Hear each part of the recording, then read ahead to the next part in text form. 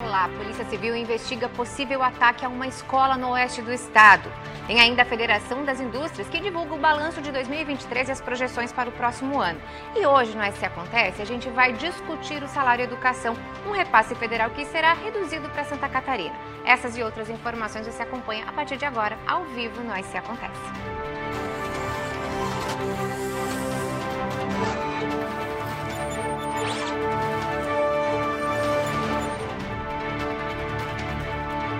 Olá, muito boa tarde para você. Um adolescente é investigado pelo ato infracional de ameaça contra a diretora de uma escola localizada no interior de Paraíso, uma cidade vizinha a São Miguel do Oeste, lá no extremo oeste de Santa Catarina. Quem traz os detalhes é o Rudney Riley.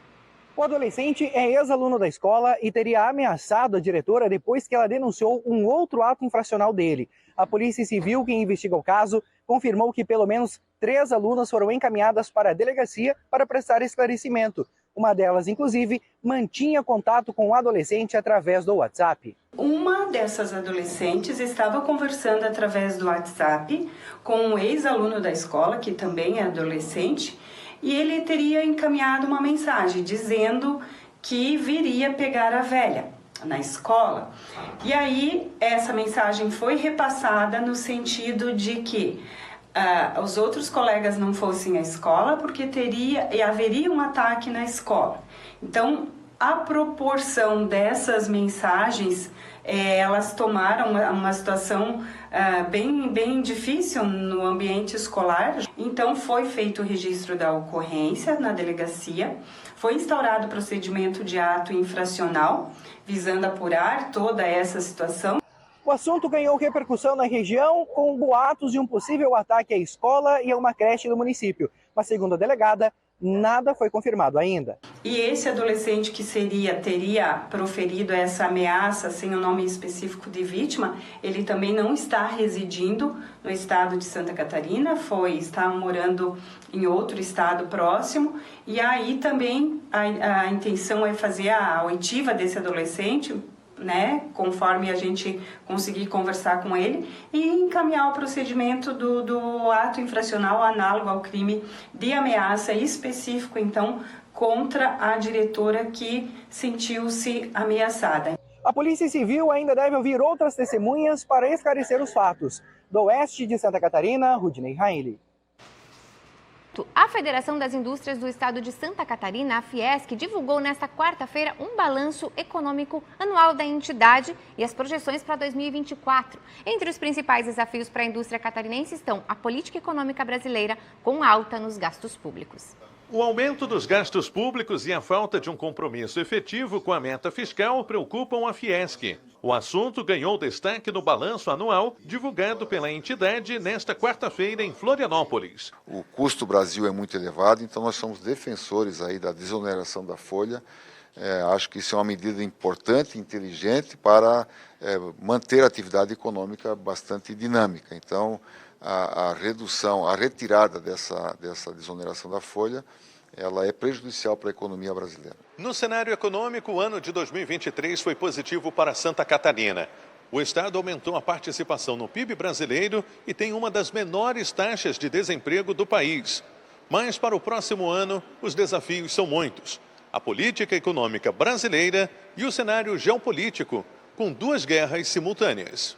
Os conflitos entre Rússia e Ucrânia e Israel e Hamas podem impactar as exportações de produtos catarinenses, principalmente o mercado de suínos e aves. Na política interna, a alta taxa de juros e os gastos públicos preocupam. A gente tem como perspectiva para o ano que vem esse cenário ainda um pouco restritivo, especialmente em relação ao primeiro semestre, Então a gente deve continuar tendo essa demanda um pouco mais insuficiente, mas a perspectiva positiva para o segundo semestre está muito relacionada a essa manutenção do ciclo de redução das taxas de juros, que ela é primordial para que a gente de fato tenha aí um estímulo mais forte para a atividade econômica e que naturalmente o setor industrial tenha bastante benefícios para que a gente continue crescendo e expandindo, especialmente aí gerando renda e emprego para a população catarinense. Intervalo rapidinho e na volta a gente fala sobre o salário, a educação e as possíveis perdas para o Estado. Já, não sai daí.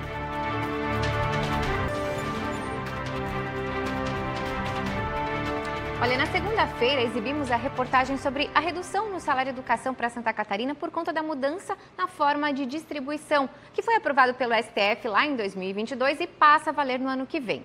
Para resumir, até este ano o valor do repasse era com base na arrecadação de cada estado. Como Santa Catarina arrecada bastante porque produz bastante, vinha um bom valor para cá. Agora, com essa mudança, tudo o que os estados arrecadarem será somado e esse valor total no país é que vai ser dividido com base no número de matrículas de cada estado e município e assim por diante. Ou seja, quem arrecada muito ou quem arrecada pouco não vai mais importar. Então, vamos dar uma olhadinha. Enquanto Santa Catarina deixa de ganhar, vejam só, olha só, Santa Catarina vai deixar de ganhar 288 milhões. Isso é uma estimativa com base no que ganhou este ano. Outros estados vão ganhar muito mais. A gente tem também aqui separado para vocês o Ceará.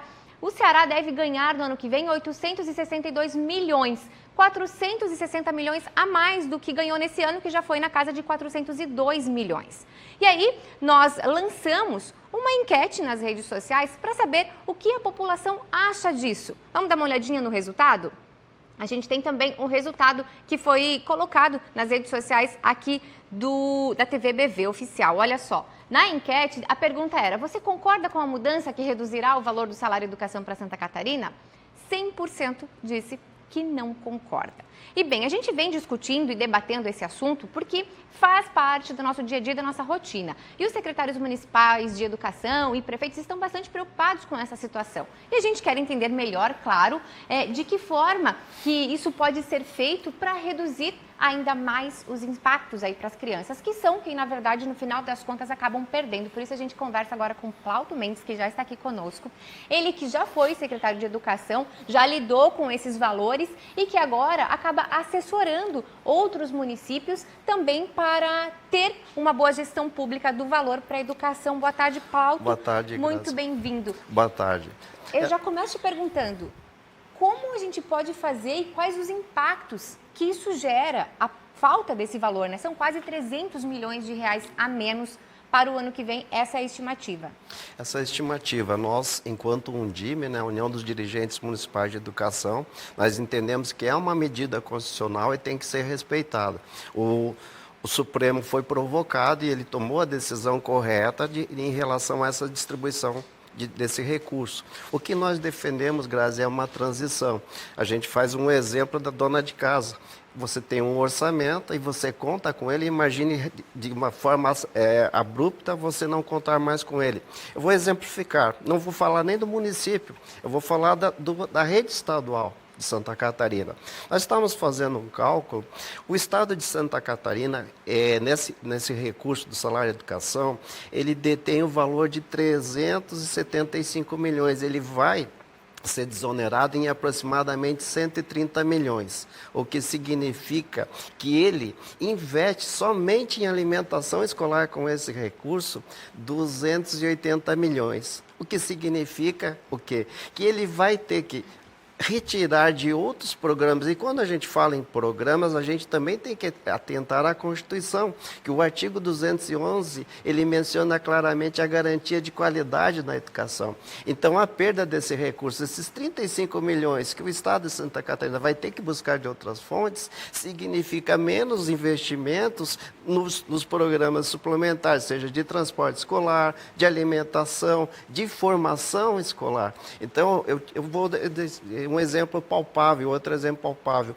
Ontem nós estávamos em Pomerode e foi apresentado um programa de recuperação de aprendizagens. E a gente sabe que nós tivemos um ciclo pandêmico que afetou a aprendizagem das crianças. E o que acontece? Esse município investiu na ampliação do turno. E o que acontece? Vai ter que reduzir, e um programa que atende com sucesso, porque essas crianças, na primeira avaliação, tinham 30% de aprendizagem, e após esse programa atinge hoje 75%. Ou seja, a gente corre o risco, com certeza, de termos aí uma decadência, vamos dizer assim, na qualidade do ensino, e é essa a nossa preocupação. Plauto, agora já encerrando o nosso jornal, a gente agradece muito a você pelas explicações e pedimos então a todos os pais que fiquem atentos a essas mudanças que vêm por aí. Exato, a gente prevê um cenário difícil, mas historicamente os municípios são os entes mais fracos dessa distribuição de orçamento e nós viemos dando conta de todas essas exigências. Muito bem, muito obrigado. Esse Acontece de hoje vai ficando por aqui, até amanhã.